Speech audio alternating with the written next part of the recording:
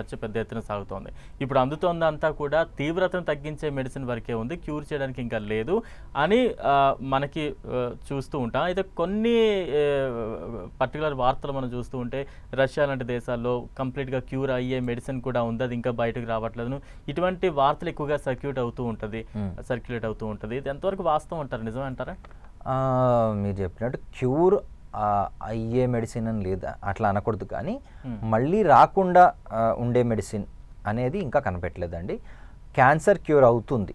What we are doing present treatments ఏంటంటే cancer మనకు కనిపించేటట్టు మొత్తంగా తీసేస్తాం.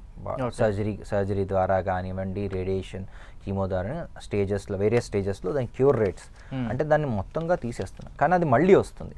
ఆ మళ్ళీ ఎలా పుట్టుకొస్తుంది అనే కాన్సెప్టే మనకి కారణాలు తెలుసు, ఎలా వస్తుంది మెకానిజం తెలుసు, కానీ దాన్ని ఎలా ఆపాలనేది మనం ఇంకా we are not able to do that.